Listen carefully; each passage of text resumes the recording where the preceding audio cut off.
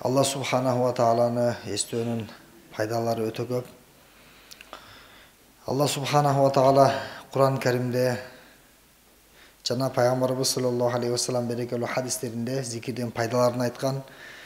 Мына ошолордун бири Kur'an'da Allah subhanahu wa ta'ala айтат: A'udhu billahi mineşşeytanirracim. وَسَبِّحْ بِحَمْدِ رَبِّكَ قَبْلَ طُلُوعِ الشَّمْسِ وَقَبْلَ غُرُوبِهَا. Sadaqallahul azim.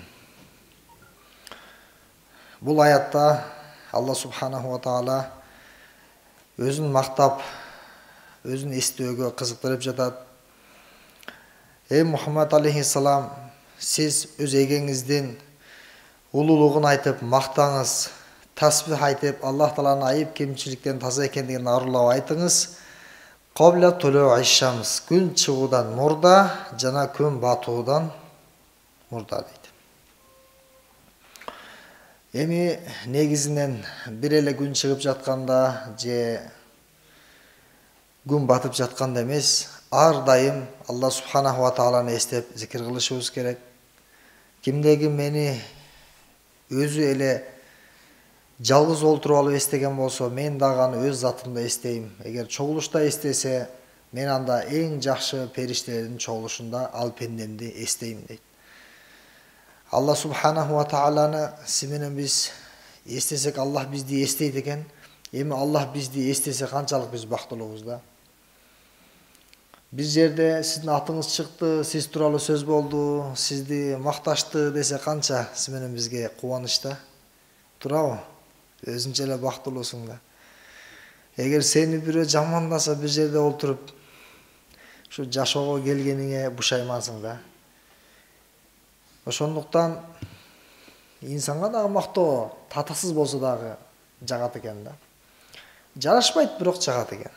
Ал эми Алла субханаху ва таалага бардык мактоолор, алкыштар таандык. Аллах Таала гана мактоого ылайыктуу зат. Алла субханаху ва тааланы мактасак, мактаган сайын Аллах Таалага жарашат. Алла субханаху ва тааланы мактаган сайын biz Allah Taalaga жакындайбыз. Ошондуктан бул аятта Аллах Таала бизге кайрылып жатат. Аллах Тааланы эсте дейт. Сени жараткан, сени жашаткан, сага рызкы берген, жоктон бар кылган, бүт муктаждыктарыңды бүтүрүп турган, сенин кожоюнуң, эгең Аллах. Мына ошол Аллахты көп эсте дейт да. Эми өзгөчө учур экен да бул учурчу. Күн чыгуудан мурда. Багымда токудуңуз дагы күн чыкканга чейин отуруп бир аз Аллах Тааланы эстеп койдуңуз. Же болбосо күн батардан мурда отуруп Аллах Тааланы эстеп койдуңуз. Бул учур Куранда айтылып жаткандыктан өзгөчө учур экен да.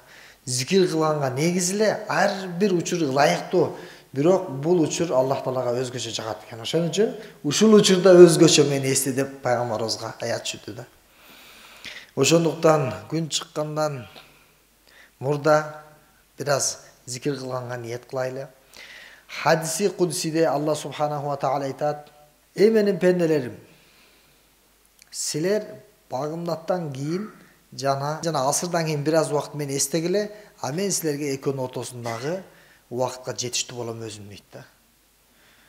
Allah subhanahu wa ta'ala өзүм мен толук жоопкерчилигимди алам, өзүм сени сактайт, коргойм, болгондо эртең менен кечинде мени эстеп кой дейт.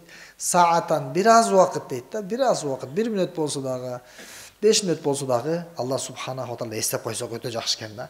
Эми ошол учурда кайсы зикирди кылабыз? Билген зикириңизди кылыңыз. Канча зикир билесиз? Аллахты эстей турган ар бир жакшамал зикир, жакшы иш кылсаңыз деле болот. Жакшы сөз, Куран окусаңыз ал деле зикир, отуруп алып зикир кылсаңыз абдан жакшы. Бирок ошол эртең менен кечинде биз бир аз убакыт зикир кылабыз да. Бир аз зикир кыл деп Аллах Таала айтып жатат, ошол бир аз да кылбай жатпайбызбы? Ошол бир аз убакыт зикир кылганга алымдар бир амалда айтышканда 3 зикирди ким кылса эртең менен кечинде Аллах Тааланы өтө көп эстөөчү пенделердин арасына кошулат дейт. Кыямат күнү өтө чоң Аллах Таала сооп сыйлыктарды берет. Мына ошонун биринчиси тамжид келмеси дейт. Экинчиси истигфар, үчүнчүсү салават. Үчөөнү 100 жолдон эстеп койсоң 300 зикир болот. Бирок 5 мүнөт убакыт кетет. Шашпай кылсаңыз 10 мүнөт. Ушунчалык эле ихлас менен берилип, маанисинде ой жүгүртүп кылсаңыз 20 мүнөт. Мейли жарым саатка чейин созуп зикир кылыңыз. Бирок бул зикирдин пайдасы өтө көп. Таңдан кечке, кечтен таңга чейин зикир кылды деген соопту жазат деп алдымдар айтышат да. Себеби бул 3 зикир өтө жеңил жана өтө салмактуу, өтө ыйык зикирлер экен да. Мына ошол тамжид келмеси бул биринчи зикир. Субханаллахи валхамдулиллахи ва ла илаха иллаллаху валлаху акбар ва ла хаула ва ла куввата илля биллах. Баарыбыз билген жеңил зикир. Керек болсо жаш балдар деле сайрап айтып жүрөт муну. Бир угуу эле жаттап ала турган зикир. Ошого тамжид зикирин 100 жолу кылайлы эртең менен. Андан кийин истигфар 100 жолу. Аллах Тааладан кечирим сурайлы. Астагфируллах, астагфируллах.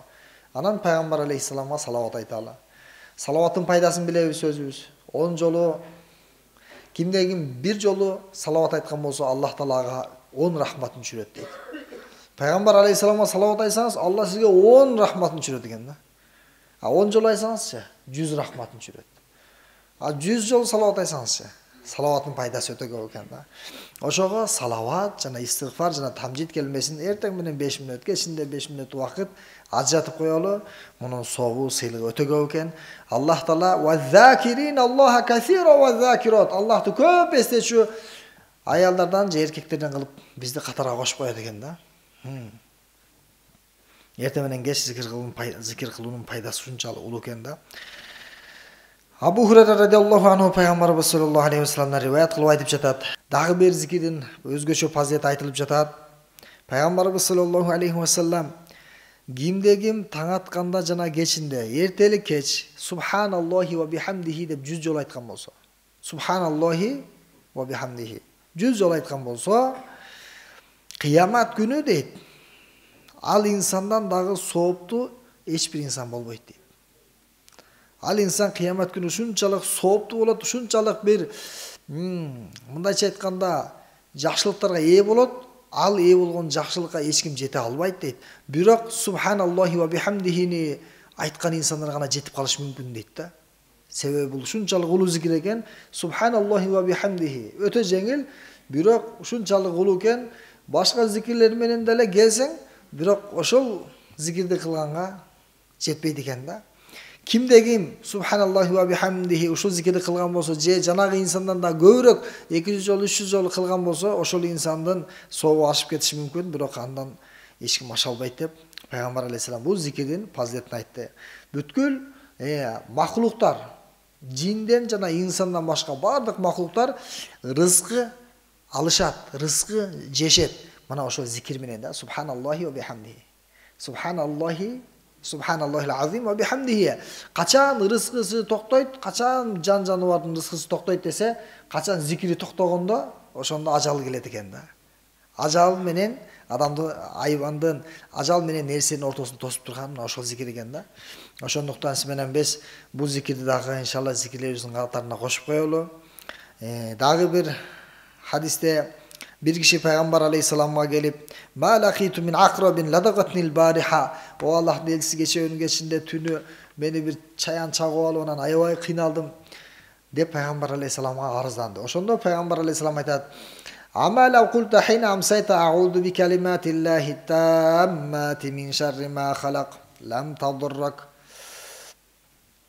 Ay sen erteң menen geçinde A'udhu bi kalimatillahi tammati min sharri ma khalaq деген зикирди окуганыңда, анда эч качан сени чагып зыян бербейт эле сага дейт да. Пайгамбарыбыз саллаллаху алейхи вассалам жанагы арызданып түнү менен мени чаян чагып түнү менен кыйналып уктабай чыктым деген инсанга Пайгамбарыбыз саллаллаху алейхи вассалам айтып жатат: "Эгерде сен кеч киргенде айтканыңда, уктаардан мурда A'udhu bi kalimatillahi tammati min sharri ma khalaq деп айтканыңда, анда сага чаян дагы башкасы дагы эч бири зыян бере алмак эмес дейт да. Ошого а'уду би калиматиллахи тааммати мин шарри ма халак бул зикирде жаттап алайлы. Өзгөчө бул зикирдин да бир фазилети кирет. Кайсыл бир шаарга, кайсыл бир жерге сен барсаң дейт, ушул зикирди кылсаң дейт, сага эч кандай зыян болбойт дейт. Кыскасы бир эле түндөс эмес, күндүзү да ар дайым ушул зикирлерди кылсак, ушул өтө фазилеттер айтылган зикирлер экен. Ошондой эле Ихлас, Фалак, Нас сүрөлөрүнүн дагы фазилеттери айтылган эртең эле кеч окугандын. Эми дагы бир жана бисмиллахилляти деген зикирдин фазилети туурасында Усман бин Аффан радиаллаху анху айтат, пайгамбарыбыз саллаллаху алейхи вассалам айтты: кайсыл бир инсан эртең менен жана кечинде күнүгө бисмиллахилляти ла ядурру келмесин айтканга адат кылган болсо, анда эч нерсе ага зыян бере албайт. Болгону бул зикирди 3 жолу кылып коюш керек дейт да. 3 жолу кимде ким күндүз айтты, түндөс айтты, эч кандай сизге зыян жетпейт экен, эч качан. Дагы бир риваяттарда кимде ким ушул зикирди күндүз айтып,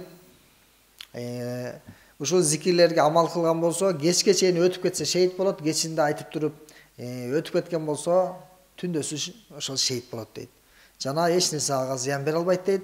Дагы кээ бир алымдардын айтуусу боюнча бул зикирдин фазилетин мындай деп айтышыптыр: эч качан ал инсан чарчаганды билбейт дейт. Чарчаса дагы ал чарчабагандай сергек жүрөт дейт. Алла субханаху ва таала этелеке жана дайыма өзүн көп зикир кылып өзүнү эстегенге мүмкүнчүлүк берсин.